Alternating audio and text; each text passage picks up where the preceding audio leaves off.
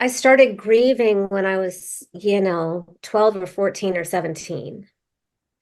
And then again when I was 32. And so her death was pretty much as I expected. She would die and nobody would tell me.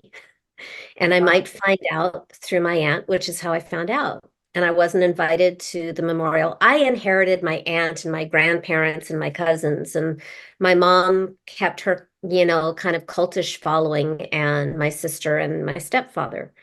Um, what I think I resent, what hurts, is when my dad died, there was so much love. I had so much love for him. I got to fly across country and hold his hand and tell him how much I loved him and tell him it was okay to go. And we were complete. And I watched him die for years from Alzheimer's. And when my grandmother died, I was holding her hand when she passed, telling her how much I loved her. I was with my grandfather the last time he was awake. So I had all these beautiful, loving passages in the last few years. And there's something absolutely wonderful about grief, in that grief is just love. And I don't have that for my mom. And I feel really cheated that there's just nothing to grieve.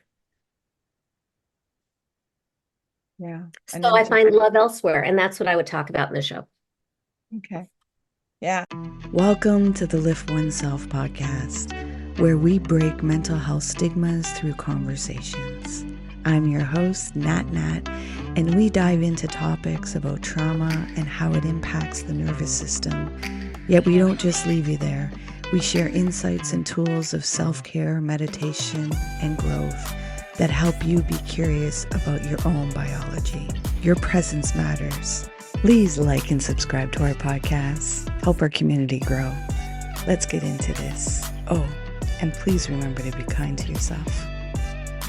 Welcome to the Lift Oneself podcast, Morgana. I'm so thankful you're here with me. I'm very happy to be here. Will you join me in meditation? Of course. I'll ask you, Morgana, to close your eyes, and you're going to begin breathing in and out through your nose. And you're going to bring your awareness to watching your breath go in and out. Don't try to control your breath. Just let it go at its own rhythm while keeping your awareness on watching your breath go in and out through your nose. There may be some sensations or feelings that are coming up in the body. It's fine. You're safe to feel. You're safe to let go. Surrender the need to control. Release the need to resist, and just be. Be with your breath. Be in the now.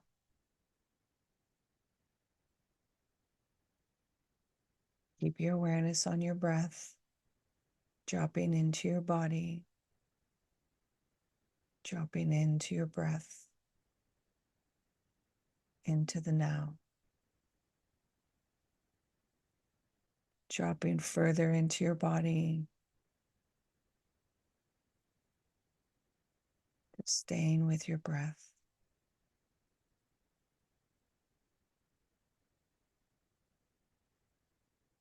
Just keeping your awareness on your breath. I'm going to ask you to open your eyes very gently at your own time and at your own pace. How's your heart doing? Very nice. Can you let the listeners know who Morgana is? Okay. I'll do my best. Um, hmm. It's always, I'm not an elevator pitch giver, so I it's know. always what wants to come through. But I would say that I have been a healer my whole life. I was that kind of spooky child who helped the adults remember who they are from a very young age. I've also been very intuitive from a very young age. And especially after a catastrophic car accident and traumatic brain injury when I was 16 years old. And I had been an easy A student. I was a very easy, unintentionally arrogant student because I didn't know that schoolwork might be harder for somebody else, right? And then I had this brain injury and I couldn't do what I'd always done my whole life. And it was such a gift of um, humility and uh, really being able to experience a combination of an awareness that no, there is no level playing field, at least in our flesh suits. Mm-hmm. And also the impermanence of everything, including who we think we are, and just rebuilding from that. So while I was going through um, years of just concentration problems, sleep problems, deep depression and suicidal ideation after this traumatic brain injury, um, building my brain back because of the miracle of neuroplasticity. But the gift that came during that experience was I started compensating with intuition. So while there was a period of time where I couldn't read a page and remember what I read, and I'd fall and I get very sleepy. And again, I was the National Merit Scholar, really easy A student. I started knowing things before they happened. And at one point, I was so depressed when I was 17 years old that I locked myself in a psychiatric hospital to keep myself from killing myself. And by the way, do it if you need to. It was horrible. It's not like a nice hotel. It was just a monstrous experience. I would never do that again. But the reason I bring it up is there was this moment where one of the nurses and I don't remember the context or why, but she just randomly, to a bunch of us, said, pick a number between 1 and 1,000. And I said the number, and it was like all the blood, just came out bone white. She looked so scared because I just, I thought that was kind of weird. So who am I? I am somebody who has thought about some big questions from a very young age. And those questions are, what are we? What is it to be human? What are we? And what is this universe we live in? And how do we have a better experience while we're here? And so I became a national math science national merit scholar, even though I hated math, do love the science. And I'm sort of that kind of this, mystic over here too. And I got a degree in religion from Smith College. So I explore all the stories that we have to understand what are we as human beings, what is the nature of this universe we live in, and how do we have a better experience. So that I have been a coach now for 30 years. Like I started coaching back in the day when nobody knew what a life coach was. Because that gives me the space to live these questions daily. Who are you? What are you? What is your relationship with your life experience, and how do you have a better experience? Somewhere along the way, something weird happened. And I became known around the world. Like I can be eating in a cafe in Bali, or I can be getting off the plane in England, and strangers will come up to me and they will know who I am. And they'll say, excuse me, are you Morgana Ray, the money honey lady? I got this such a big reputation for money manifestation. But why that's so weird and funny is that was never what I was focused on. I'm focused on, the human experience. I'm focused on love and legacy and saving the world and all that kind of stuff, which would be no surprise to you, I'm sure, that I was terrible at making money. And Yeah. that's really, really painful and scary and life-threatening. Yeah. So I had to sort that shit out. Pardon me for, I hope I can use language. I Okay. love using Yes, language. yes. Okay. I had to sort it out. And good student, right? Even with the traumatic brain injury, still going off to Smith and graduating and all that kind of stuff. So I started taking all these classes to solve the problem. I got more than half a dozen coaching certifications. I'm a master practitioner of neurolinguistic programming. I'm a trainer of neurolinguistic programming, Ericksonian hypnosis, coactive coaching, and fill in the rest, just like all of them. And I took classes on marketing, and I took the class on overcoming sales objections. And I was so good at following the scripts for, oh, when they say this, say that, and blah, blah, blah. And none of it was working for me. Like, I had superhuman powers to repel money. And in fact, 7 people in a row, I overcame their objections. Objections is when somebody says, "Oh, I'd love to work with you, but I don't have the money or the time or whatever." Really legitimate concerns. And I would do my magic words that I learned in class, and they would say yes, and 7 people in a row said yes, they would hire me. This was by it specifically in March of 2003, and I'd already been coaching for 9 years. Coaching people who are now movie stars and directors and producers and all that kind of stuff. So I had a reputation, and I at my lowest point, I was struggling to make $100 a month in Los Angeles, which you can't. So I had just taken the class on overcoming sales objections, 7 people in a row. I overcame their objections. Yay, good student. 7 people in a row never showed up for our first coaching call and never paid. And that was after taking all the marketing classes, and I'm doing the public speaking and doing the sample sessions. And I really, websites, brochures, I was doing everything. And I had mountains of glowing testimonials, and I was making $100 a month. This is my hitting bottom story. And that 7 person stands me up, and I ran out of hope. And being financially afraid is a really terrifying thing. It's a matter of life and death. Shelter, food, medicine, everything we need. You have to face it. I like to say that the universe gets our attention primarily through 3 teachers: money, love, and health. And the thing about money is it will get your attention faster than any of the others, because it's 24/7 and it touches everything. So I had to sort that out. And so that 7th person stood me up, and I lost hope. And I remember I was in my little tiny apartment in LA that I couldn't afford, living on credit card debt and borrowing from family.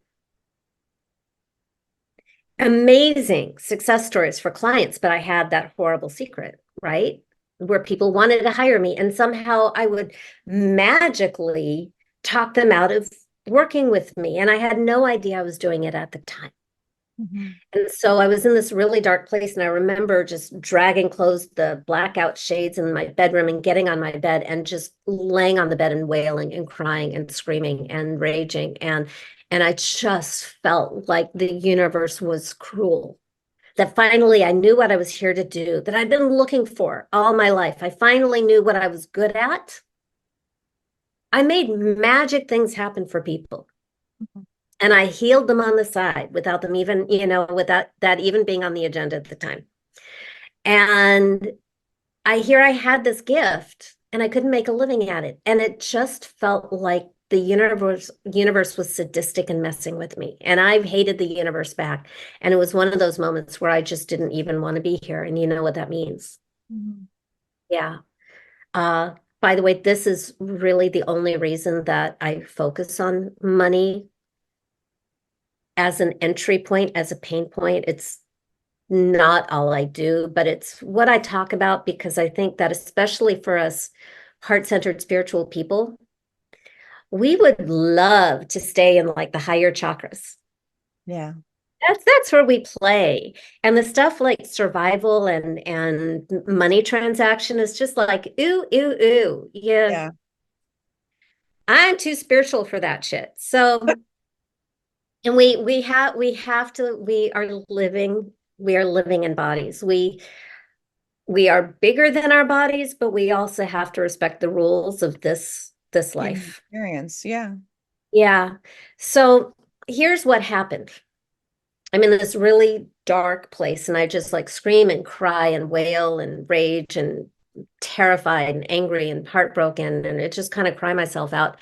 And I had these two thoughts in that moment, which were that money needed to be my next area of spiritual growth. By the way, that doesn't mean you had to take that on. That was just, I'm from LA. Spirituality is in the water. If I hide the money in the spirituality, maybe I can deal with it. The second thought that I had, I think was really useful, which was I had this curiosity. What the heck is going on inside of me that can't be with money? Because on paper, I have the Ivy League education. I have all these certifications. I have all these happy celebrity clients. I have this reputation. I know how to public speak. What is going on? What's the And block? it was right after that. By the way, this is a really, really big point. Mm-hmm.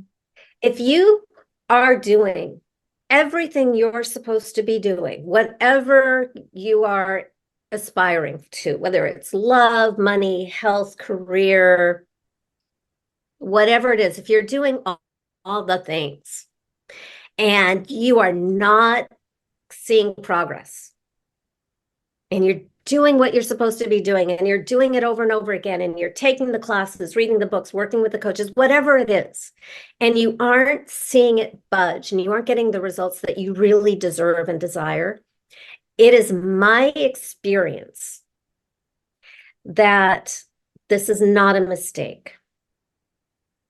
What I've observed, because I've coached many thousands of clients over the last 3 decades, a lot of them have gone on to be big, high profile thought leaders, industry leaders, multi-millionaires.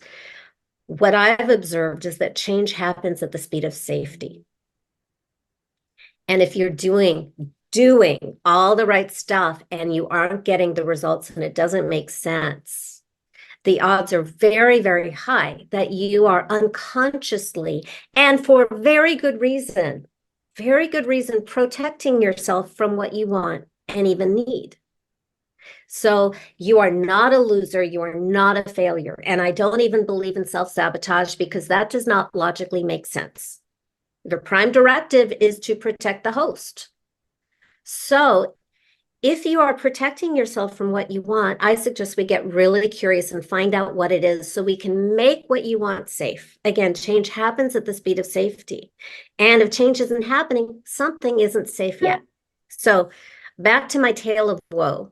Right after I kind of like fell off the cliff into the abyss of despair, I had a call with my coach, which is crazy that I had a coach, but I'm making only $100 a month and that doesn't pay for anything in LA.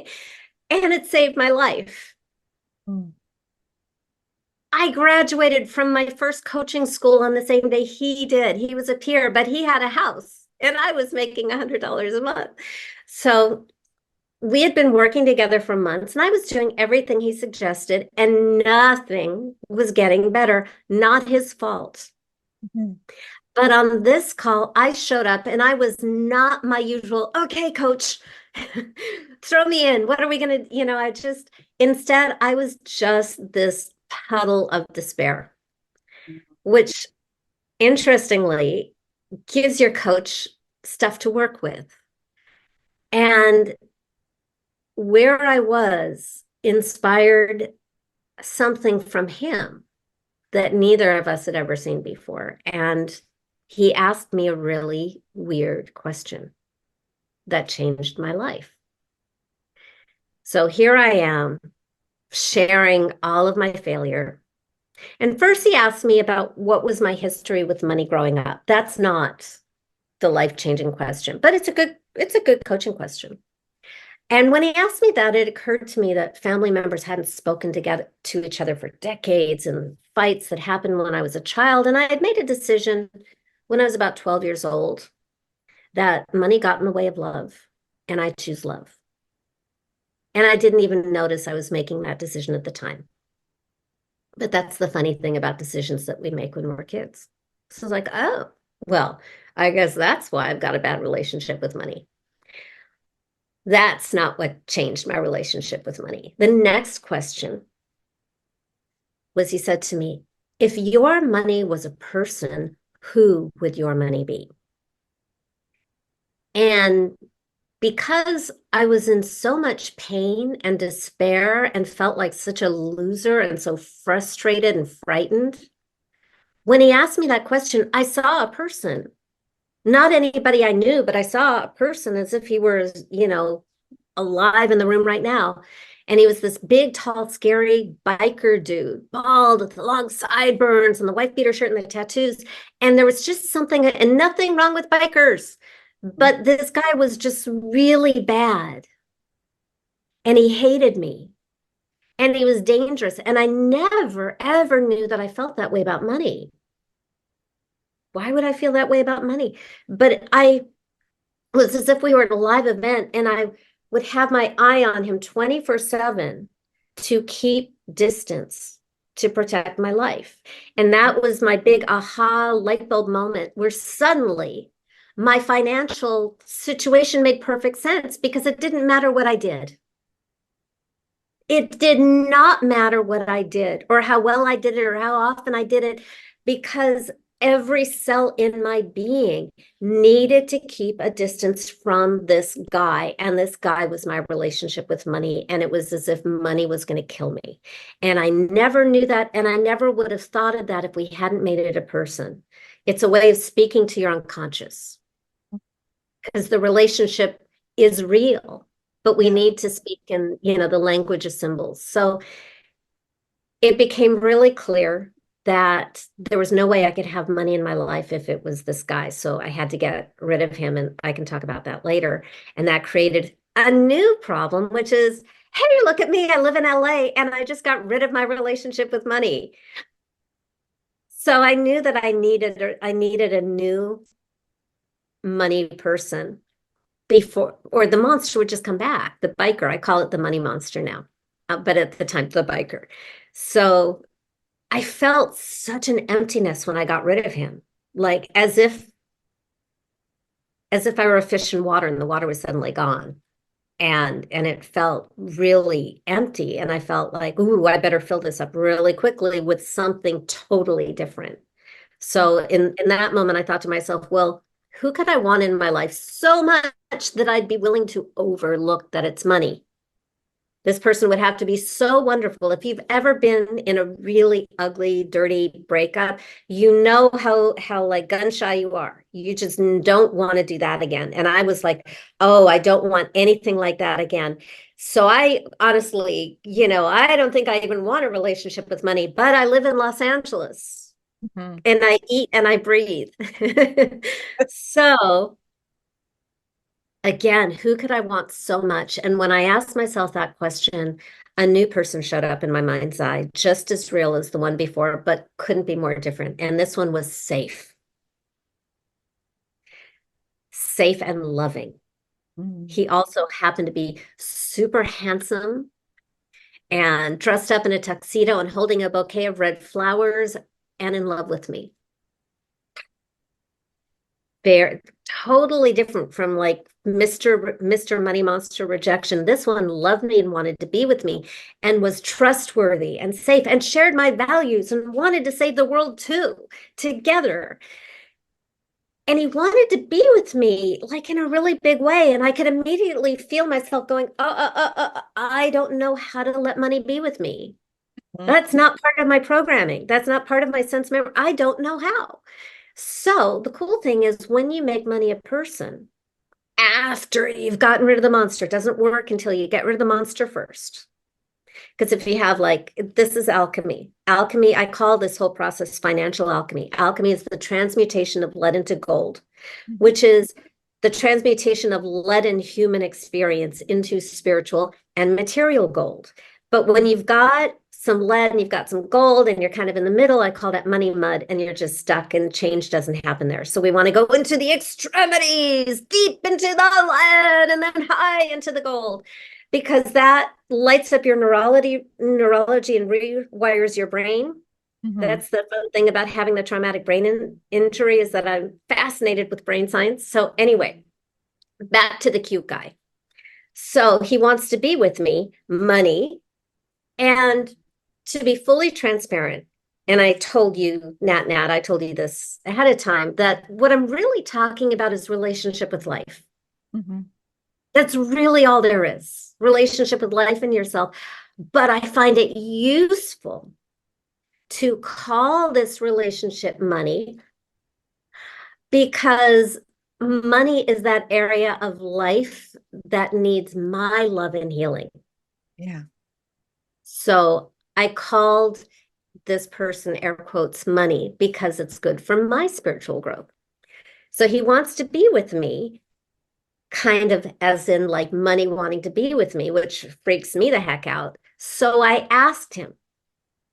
He wants to be with me. I don't know how to let him be with me. So I asked him. That's what's so great about making it a person worthy of your deepest trust and admiration. I said, what do you need from me to allow you to be with me? Because this is the other piece, which is really important, is you have the body.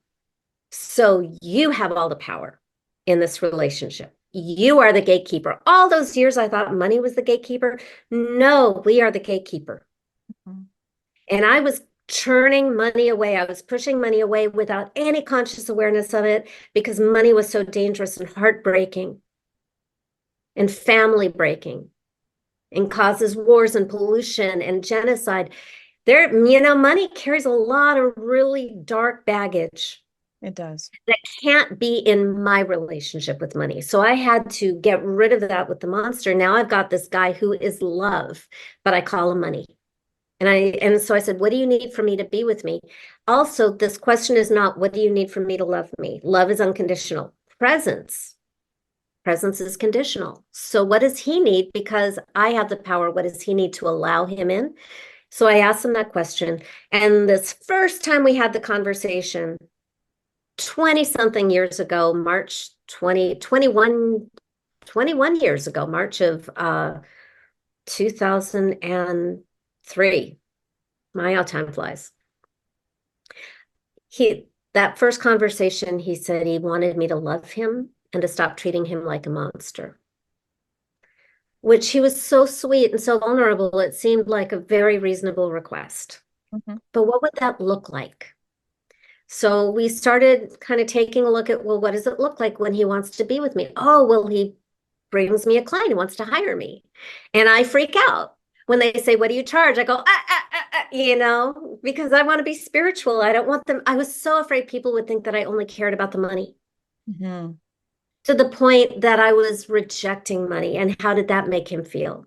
He didn't want to be treated like a monster. So I made a deal with him on the spot. And I said, next time he brought me a gift, I would say, thank you. So the punchline is, over the next couple of days, 4 people showed up and hired me for double what I'd ever charged before. And they actually paid and became my clients. And then they kept coming and they kept coming. And my rates just got higher and higher. And I created group programs and I wrote my book and I lead my money goddess retreat in Bali for, groups of really small groups of maybe 4 to 6 women once a year. And I've made millions of dollars and I own my house in Southern California. But it all started by making money safe and having a relationship with money that is loving, brings out my best, shares my values, so that we are not at war. If you put the things you care about on one team and money on the other, everybody loses. And one thing that I've noticed, even before I was coaching money, is that money is the number one excuse we human beings give for everything we can't have, do, or be. And how does that make money feel when we're always blaming money? It's not a loving, expansive place to be. So what we need to do is start with the lead and get really honest about what's not working, and then make it bigger than anything you imagined. Mm-hmm. Now I'm just like kind of giving you the cliff notes of what I've discovered after 21 years of doing this with thousands of people and having clients making thousands, tens of thousands, hundreds of thousands, millions of dollars. Mm-hmm. And it's what money represents. That's where the pain is. I've never found the monster in the money story itself. And I know that a lot of coaches say, change your money story, change your life. Great marketing, by the way. It's never worked in my experience. Mm-hmm. I believe that our stories and our mindset, millionaire mindset, another really popular, great alliteration. Our minds make sense of our hearts. So I want us to go into our heart. I think you create a millionaire heart set and your mind will follow. Your actions will follow.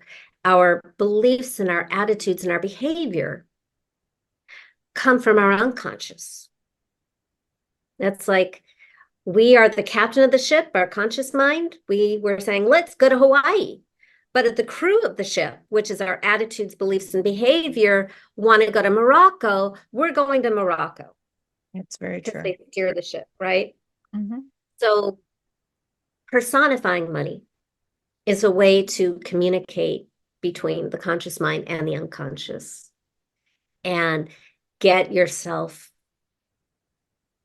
aligned, because all of it is on your team, even if sometimes the team is clumsy in its love for you and desire to keep you safe. So change happens at the speed of safety. Mm-hmm. I tend to focus on money, obviously, but I've used this on everything else.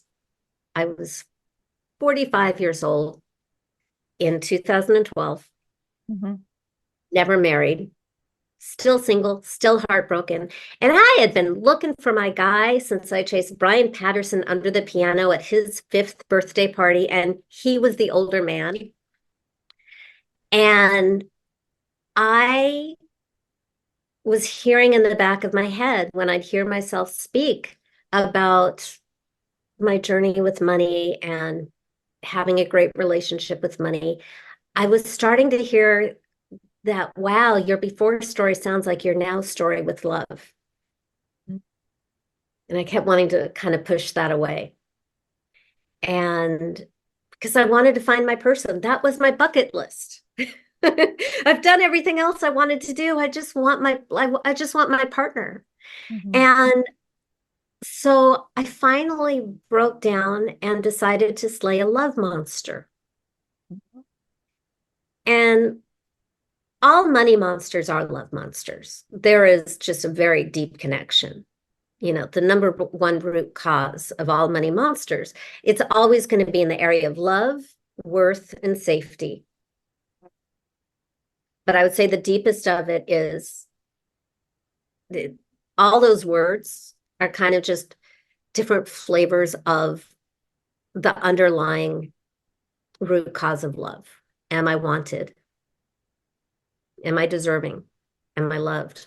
Am I worthy? It's such a big, am I enough? Am I loved? Am I loved by life? And when I went for the love monster directly, it opened up just a bigger can of pain than even I expected, because I forgot a lot of horrible, painful, abusive stuff to, live a good life and move on and all that kind of stuff. I forget regularly the what happened in my childhood. Part of that is having a head injury, but some of it is just, we humans minimize to cope. We do. So I used all the rejection by my mother, the betrayal by my stepfather, all the kids who decided they didn't want to play with me anymore, all the boys who broke my heart, and just everything, every instance that I could think of in the moment where my experience of love was having the rug pulled out from under me. Like love was just a trick to break my heart and make me not want to live. And that was the essence of my love monster, was to kill me, to make me not want to live. And it was so big, it was almost as big as the whole planet. And I just set an intention to destroy and annihilate that monster. If I needed space laser beams or Death Star, whatever it took, I was rejecting that love that was so painful and abusive in my life. And I just annihilated it to the best of my ability. Met my husband, now husband, 2 months later. And we are 26 weddings in 21 countries deep into getting married 100 times in 100 countries. 100% his idea. He was worth the wait. So I have this theory that I developed over the last year, that all those years that you spend on whatever that thing is that you're pursuing, whether it's money or career or love or whatever is that thing for you, is not wasted. It's just like building up energy and energy and energy behind this wall that just wants to get through. And when it's safe, it's like it all comes bigger and faster than you expected. So when my client Catherine went to Bali with me in 2000, and I think it's 2014, no, 2016. I've done a bunch of them. She met her first time husband at 55 years old. 2 weeks after getting home, she met the guy that she is still happily married to.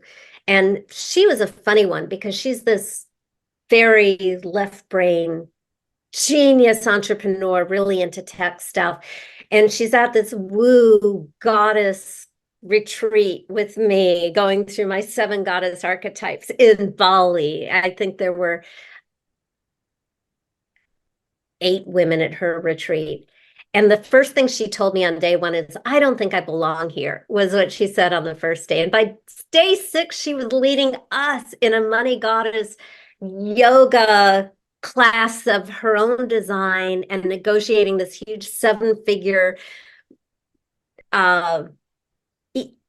tech communication tech deal on her phone while we're waiting for the Balinese healer to come out. And then 2 weeks after she gets home, she meets her guy. So that's what I mean. And Perry, who made $13 million in the 3 years after she did my retreat. And Gabby, who was 6 figures in debt, who's now the CEO of Latina Wall Street, and married and has a baby. And it just, this is why I'm grateful for that horrible place that I was, because it gave me the gift of being able to help people and to experience every day what is possible when everything on a really rational, verifiable way looks impossible. Yeah. I think that's why we go through it's why I say our victim experiences are sacred. They are the lead. They are the fuel of magic. I don't seek them out. I don't want you to live there. I want you to feel powerful and loved and excited to be alive. And we have these horrible experiences as part of being human being. And it softens us to allow us to respect the experience of other human beings. Remember, I talked about how unintentionally arrogant I was before my head injury. I thought people who didn't do their homework were just lazy. And then I couldn't do my homework. Uh, that's how we become healers, is just going through it ourselves. And there's no better feeling on the planet than witnessing somebody else have their own breakthrough and their own redemption and their own magic and get what they wanted, but better than they ever imagined. It creates the world I want to live in. Yeah. Thank you for walking us through that. I know some listeners are like very curious now of being able to see what's within them and what narratives and what stories they've created. And also, you know, I'm one of science and neurology and finding out how the brain and the nervous system works. And it's always like recognizing, I know trauma is a big buzzword right now. So I replace it with energy. And it's like certain experiences of how you interpret it and how you saw it, it gets stuck in the body. And then until you're willing to see it and feel it to release it, you don't know that you're looping in these narratives and stories that aren't allowing you to receive. You could be a great giver, but to receive feels very repulsive. I was actually having that conversation with a friend yesterday about that, because that's kind of a place where she is right now, where she always wants to be of service. And sometimes being of service is saying thank you and letting somebody else be the hero. We need to take turns. Mhm. Uh, but what she was describing is a trauma response that I really understood. And that was part of how I was pushing money away. I do like what you say about it being energy and being in our body. I think it's really important because there are 6 steps to my process that I kind of walked you through in the story, but I'll give them to you specifically because I learn linear, I teach nonlinear. Um, but the point that I want to make is that you get to be safe when you go through the process. Like, I want you to go deep enough that there can be a change. I want you to feel things and not make it an intellectual exercise. And you don't have to get everything. You can do this again later and go deeper. And that's great because it just evolves. But I'm going to walk you through the 6 steps. And the first step is uncover the root cause. Uncovering the root cause, and I've touched on it before. The root cause is anything that has ever made you feel unloved, unsafe, or unworthy, especially if it doesn't look like it has anything to do with money. You can start with your parents if there was trouble there, because they are our first experience of money, because they tell us that we're loved or not, that we're safe or not, that we're worthy or not. And then it just continues in all of our other relationships. The point that I want to make is that you don't need to go so deep as to traumatize yourself. Yeah, You don't that's have to important. re-traumatize yourself. If you find yourself dissociating, or years ago, I was coaching a client who I could hear her dissociate. And whenever I hear that happening, where we lose the juice, we lose the energy, we lose the emotional connection, I dial it back and make it safer. Take a smaller step forward. Have a safe witness is very, very helpful. If you're not going to work with me directly, for example, find somebody who will not interfere, will not speak, will not minimize, will not guide you, will just be there, will not judge you, will just be there so that you can guide yourself through the process. So step 1 is uncover the root cause, which is anything that has ever made you feel unlovable, unworthy, or unsafe. And when you build up enough, start with things very personal to you, and then you can add on things going on in the world that make this feel like an unwelcoming, unsafe world. Whatever is going to activate you. Again, we're lighting up your neurology so that we can rewire you. Life is a trigger. We want to change your response to the trigger. So when you have enough, what I call a critical mass of ick, like, oh my God, this is awful. World is terrible. Get me off, but not to the point that you're unsafe. It's just like you've gone to God and you've laid down your course of every way God has messed up. Mm-hmm. Then you make the root cause, which, by the way, could be God. Doesn't have to be. It's whatever works for you, since I brought in God, You're going to give personhood. Like my monster was the biker, whatever it is. I find it helpful to start with the feeling. How big? How big is this massive pain? Mm-hmm. Does it feel hot or cold? Start with the sensory, because that's very instinctive. It's very emotional. It's what does your monster smell like? That is our most emotional, intuitive sense. I'm not starting with what does it look like. We save that for the very end, but what does it feel like? What does it smell like? What does it sound like? What is the meanest thing you've ever said to yourself? Put that in the mouth of your monster. It's not you, it's the monster trying to make you think that. And then what do its fingernails look like? Its teeth, its eyes. What does its breath smell like? What does the hair look like? What does it want to do to you? And you make it all bad. And it is not you, and it is not your parents. Because in step number 3, you're going to annihilate it. Only one of you gets to survive. This monster, the purpose of this monster is to make you not want to live. Mm-hmm. And you put in everything in it that you do not want in your life experience.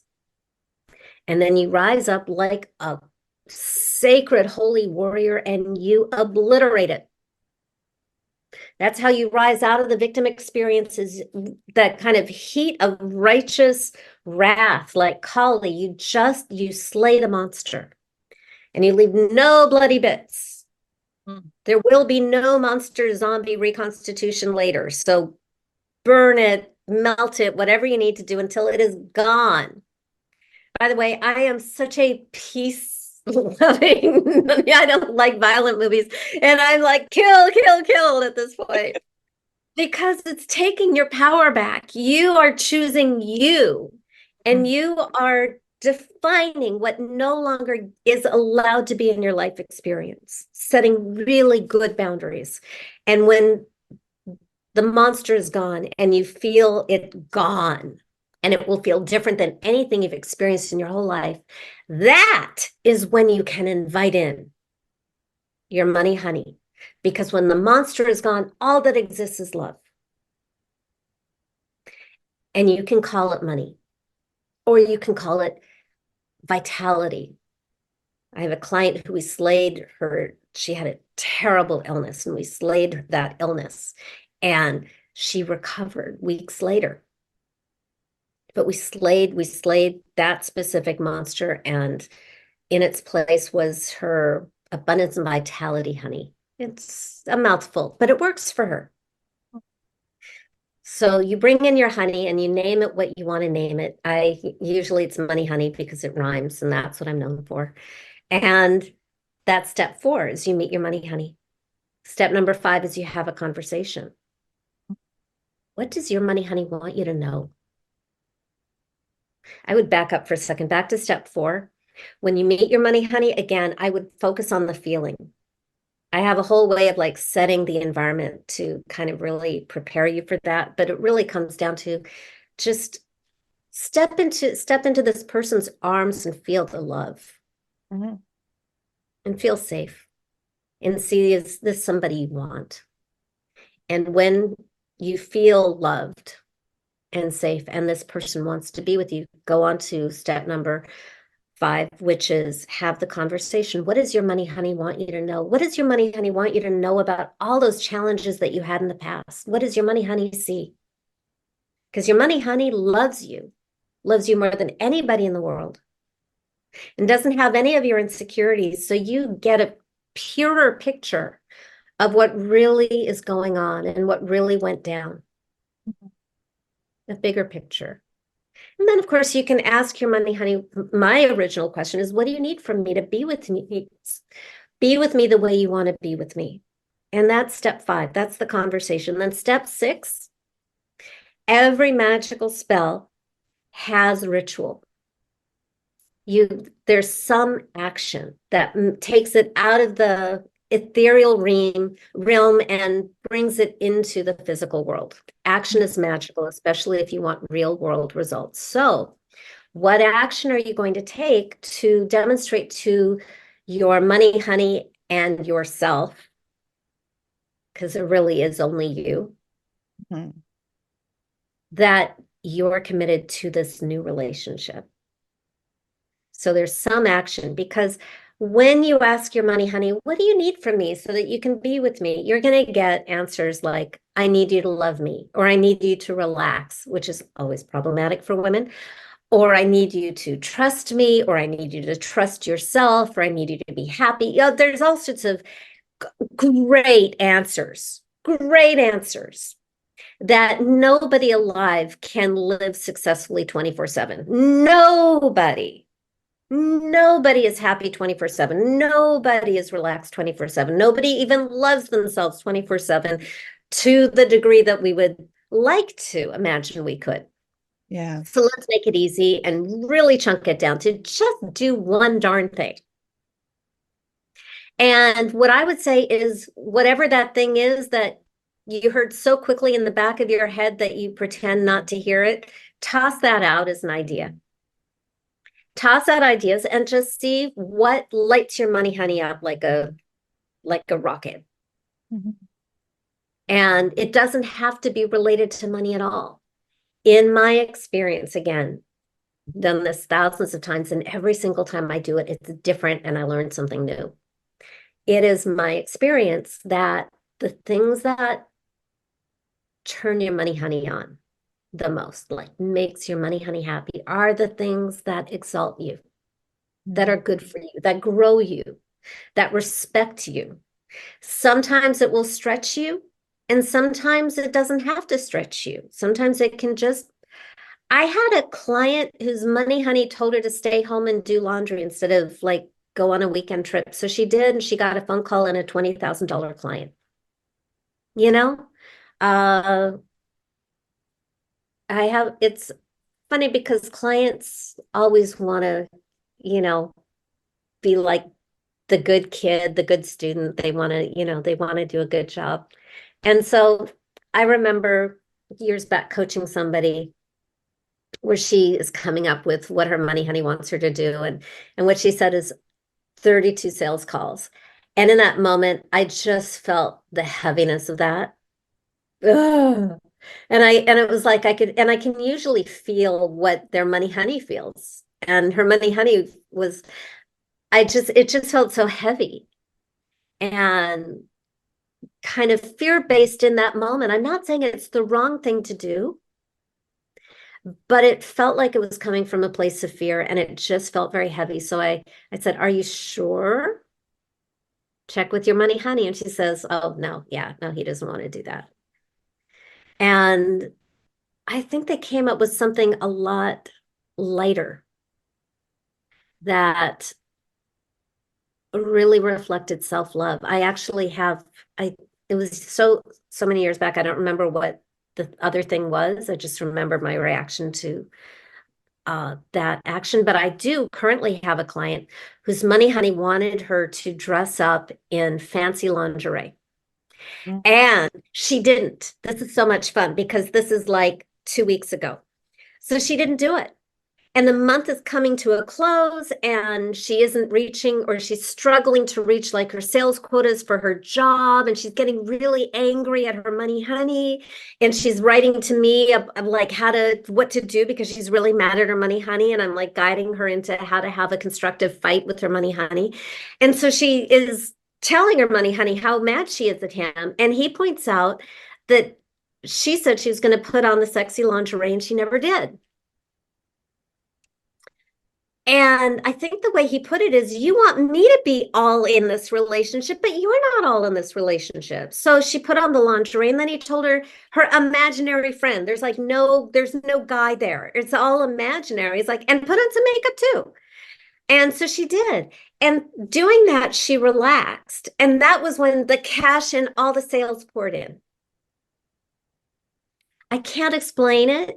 I just see this. I have so many stories of people doing things that aren't at all related to money. But there's just that shift in self-worth and also just keeping your word that changes the world. And then outside changes happen. I never predict when or what or how big, but I am kind of a queen of coincidence, especially when it comes to money manifestation.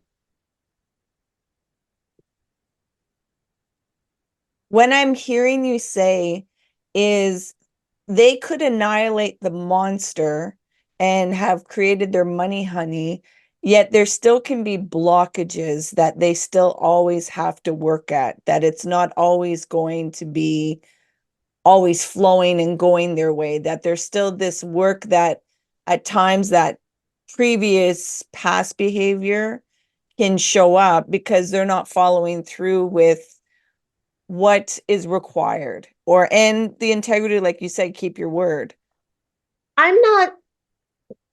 It's not my paradigm or perspective that like money is going to punish you for not keeping your word. That doesn't work for me.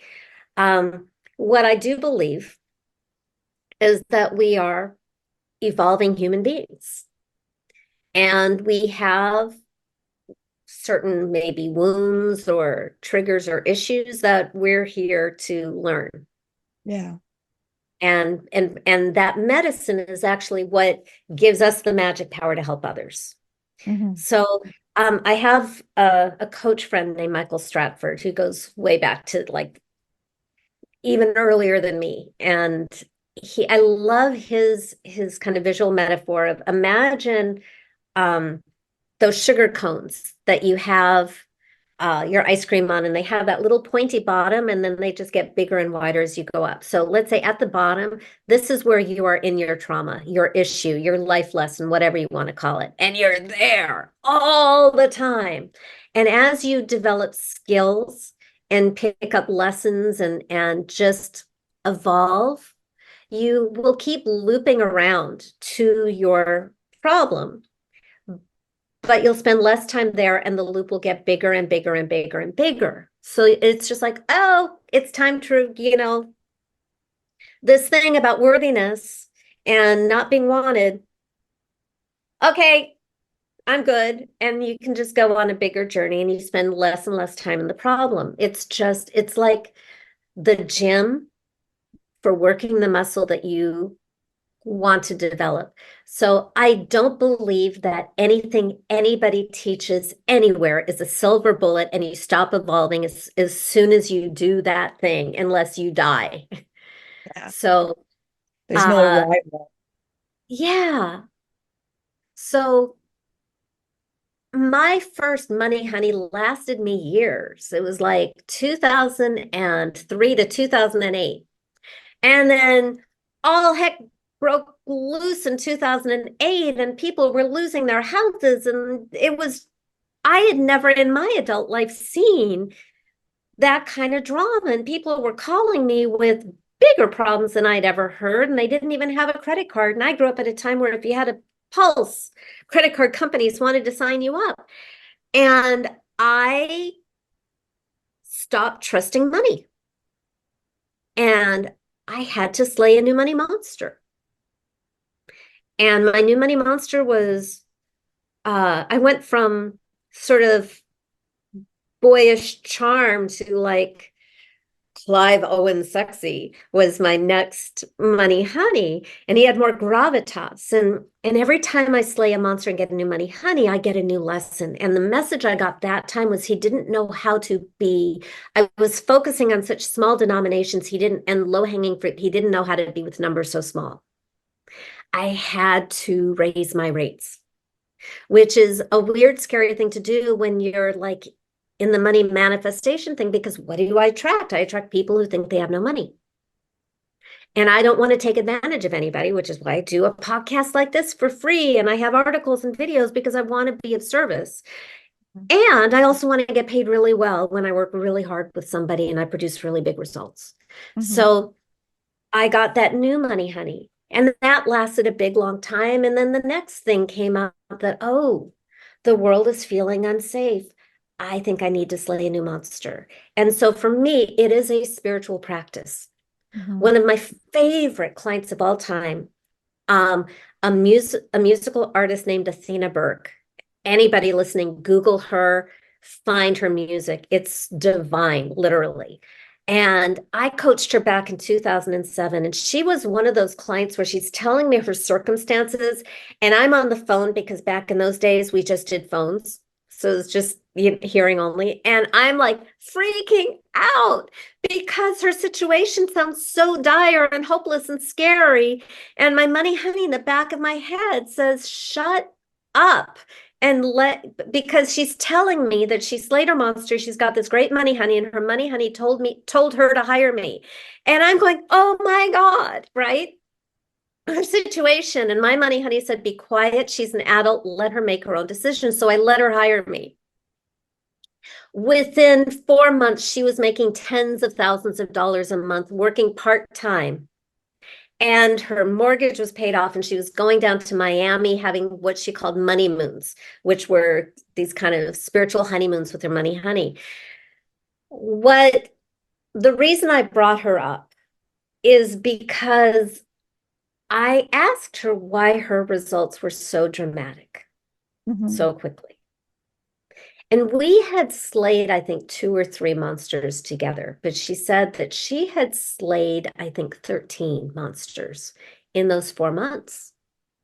Anytime something came up, it was like a spiritual practice for her. She would just slay a new monster, and she started getting really, really good at it, which is my intention for everybody listening, is I want everybody to be a monster slayer as needed so that your relationship with life is safe and loving, and you're wanted, because that's really all there is. So that was, it was her experience, because I hadn't needed to do that. That showed me, oh, you don't have to do it only once. And every time you do it, you can go deeper and deeper and deeper, and your money honey can evolve too. And that's one of the ways it does. I believe ultimately that the only purpose of money and why we have money is to serve love and lifestyle and legacy. And when money is not serving and enhancing quality love and lifestyle and legacy, there's a monster in the room. Even if you're a billionaire, because I've coached billionaires. And if money is getting in the way of the life they want to live and the relationships they want to have and the impact, having a positive impact in the world, that's a monster too. And don't be afraid of having a monster. It's a portal. It's a portal to everything you ever wanted. And that is the magic of alchemy. It's transmutation. Use the lead. I talk about alchemy a lot, of telling people with their impurities that they've transformed it into gold and that they're sharing that with other people.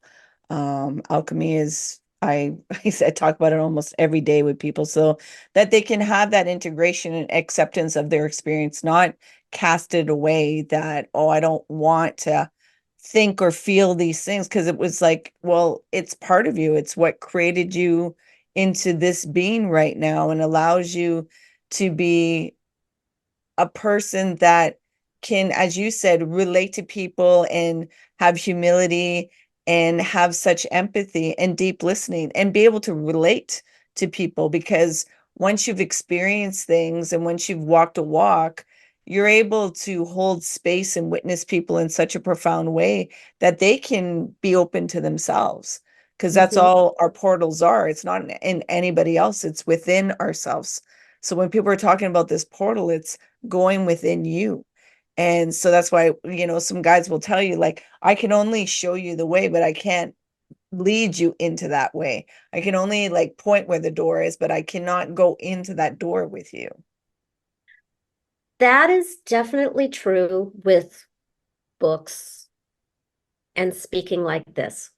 When I coach someone, it is literally my job to find the way that will let them in. If they could do it on their own, They would do And by it. the way, and people do it on their own. And then they send me letters and I celebrate. I love it. My client Pam had her first $250,000 sales month just by working with my book that you can get on Amazon, Financial Alchemy, 12 Months of Magic and Manifestation. It's a book, workbook. You just do it every year. On her second year doing the book. She did that on her own before I ever knew she existed, before she ever hired me. And she just wanted to take it bigger because it's my job, because I've been in those dark places and I know how to keep you safe and protected, is that I can take you farther than you can take yourself, because that's just the nature of uh going into those Yeah, the those shadow. places. My job is to make it safe to go there. However, when it comes to the monster slaying, that will always be you. That will be the force of your decision. And that said, no monster has ever survived my presence. And I did have one client it took us 8 hours, which is the world record, and hopefully will remain the world record, to do what needed to be done to get to the monster, get it slayed, and get the money honey. And then she made $1.2 million over the next 6 weeks out of the blue. There is, I like to ask a client when we start the process, is it okay if this is fast and easy? Because it can be fast and easy. And I will be there for whatever you need and whatever it takes, because that's my job. And if somebody needs it slow because of wounds and trauma, that's legitimate too. That's just their process. Yeah. Yeah. You mentioned in there, and before our podcast started to record, you mentioned that your mother passed away in November.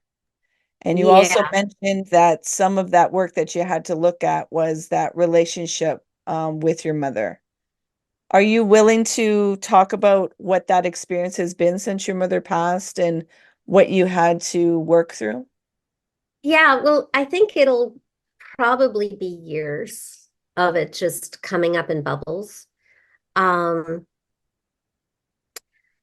I think what has hurt so much is that even though I haven't spoken to my mother in 25 years, I loved her from a distance, from a safe distance. I had pretty much just positive love and affection.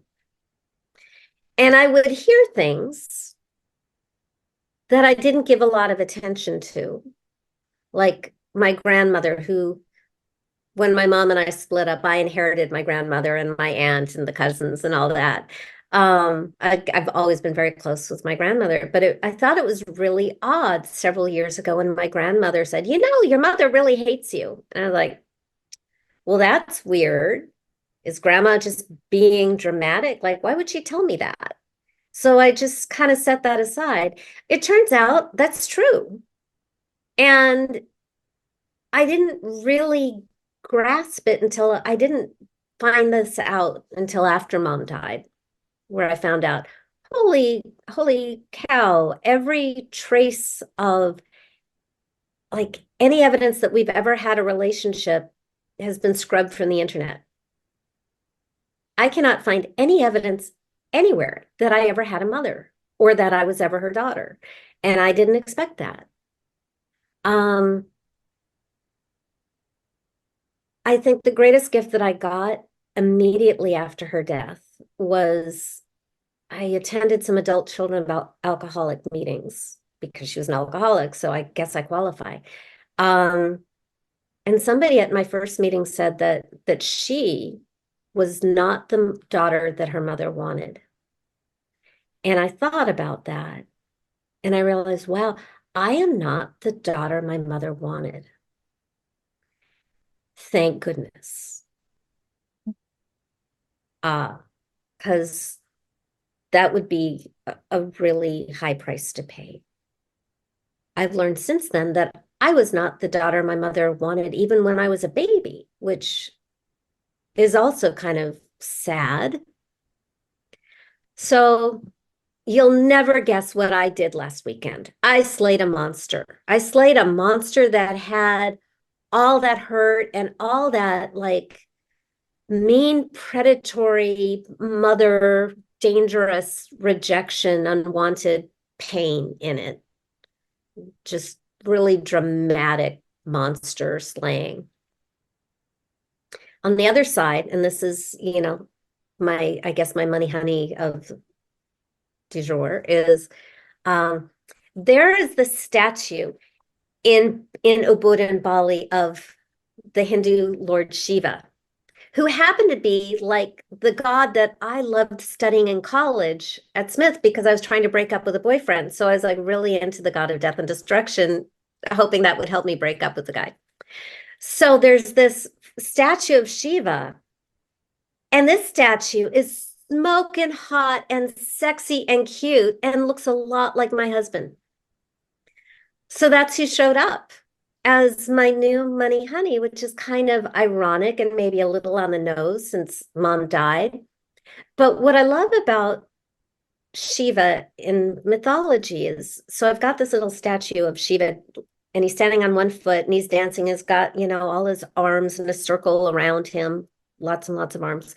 And if you look closely at the painting or the statue, you'll see that he is dancing on the back of a person. He's dancing on our back. We are the person. And he's dancing on our back out of love and compassion so that we will let go of our own suffering and let go of our ignorance so that we can be saved and released. So this money honey and I made a deal that my job is to make things easier. And also in my own life, to make things easier. I am in the middle of a move that I never expected or intended. And moving is among my least favorite things in the world. But it was so crystal clear that this was a gift from my money honey. And I don't want to say no and break his heart. So I'm saying yes. And I'm saying yes to doing this with ease and to the ease that this will lead to that I don't even know about on the other end. So that love and money and legacy can come in and be with me even bigger than before. Beautiful. Thank you for sharing that vulnerability and the empowerment of the work that has to continuously go in there. And, the honesty too, that it, as you said, it may bubble up through the years, that different things might resurface or make itself apparent that you weren't aware of before. And anybody, I want to be mindful of any listeners, Morgana talking about her mother hating her and hating her since a child. If that, brought up anything for you, because that's your story, if you need to like pause and just take a moment to allow yourself to feel what you're feeling, yet to know that you are loved and you're wanted. One thing I did figure out around the time I broke up with my mom, and I was in my 30s when I first had the thought, oh my gosh, what she's saying is inappropriate, because you don't think that when you're a child. But what I came to realize in the years after that is that my mother really never knew me. I never did anything that warranted her hate. I was a good kid, got good grades, didn't get into trouble.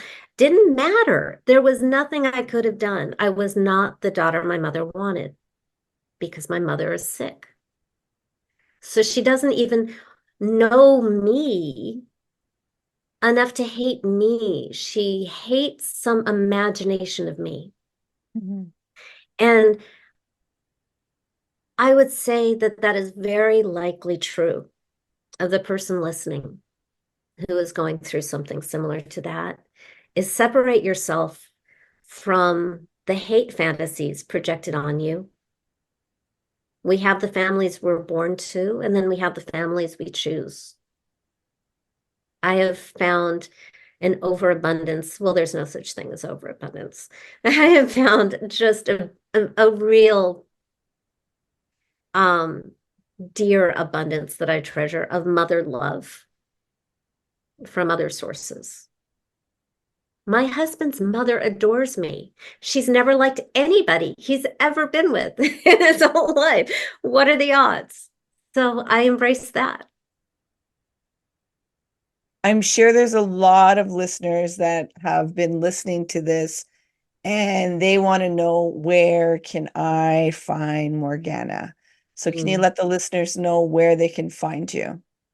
It's super duper easy. My website is morganaray.com. So Morgana, M as in Mary, ORGA, N as in Nancy, RAE.com. And that's the mothership. You will find my 4-part money magnetic video series at the top. You'll see my best-selling book. You'll see my money love quiz, and all that's on the homepage. If you go to the blog, there are hundreds of articles and videos of me just answering questions that people like you have sent me over the years. Just type in what you're looking for and see what comes up. I think a good next step is my Financial Alchemy 12 Months of Magic and Manifestation book, because it really guides you through step by step how to slay your monster, how to create your money honey, and then how to stay in that relationship. Because having a relationship with a human being is challenging. Having a relationship with a disembodied, imaginary friend is even more challenging and doable. And that's why half of the book is my magic and manifestation self-coaching system to keep you on track, to make it very, very easy. Mm-hmm. I'm a huge advocate of taking the smallest steps possible for a big impact. You'll go faster with smaller steps, not when you're walking, around the track, but in life. My goal is take steps small enough that you have no fear and anxiety and resistance, and then you'll actually get things done, and you'll get where you wanted to get and past that far more quickly than you expect. Is there something that you want to leave with the listeners? What I really want for you is kindness for yourself, love for yourself. It's so important to me that you understand that whatever you're struggling with, it's not that you're bad or that you're wrong or that you're a failure or that you're broken or any of these labels that we so meanly put on ourselves or on other people. Like, even if you go to the Bible and the book of Job, all of Job's supporters, and what are they called? His comforters, big air quotes for that, are saying, Job, you must have done something really bad, when we know that Job did nothing wrong. So that's you. You just have a lot of coping mechanisms that probably saved your life many times over that you've outgrown, that become detriments and even maybe dangerous. So it's not that there's anything wrong with you. It's just that you've outgrown certain strategies that served you very well in the past. So just Marie Kondo, mwah, all that stuff that doesn't serve you anymore. A coach friend of mine likes to say, it's not your fault, but it's your responsibility, because you have the power to respond and use all these experiences for your personal empowerment and exaltation. Beautifully said. I want to thank you, Morgana, for doing the alchemy in your own life and sharing so much gold with so many people around this world and this planet. I'm very thankful that we were able to have this conversation and that I could have you on the podcast. I know the listeners have a wealth of knowledge, and I know that many of them are going to reach out to find out more of how they can do that change and that shift in their life. So thank you.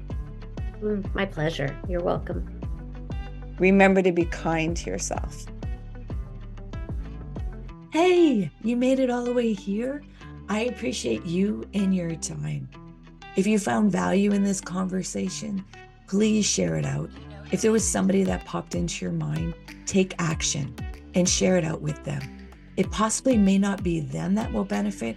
It's that they know somebody that will benefit from listening to this conversation. So please take action and share out the podcast. You can find us on social media, on Facebook, Instagram, and TikTok under Lift Oneself. And if you want to inquire about the work that I do and the services that I provide to people, come over on my website, come into a discovery call, liftoneself.com. Until next time, please remember to be kind and gentle with yourself. You matter.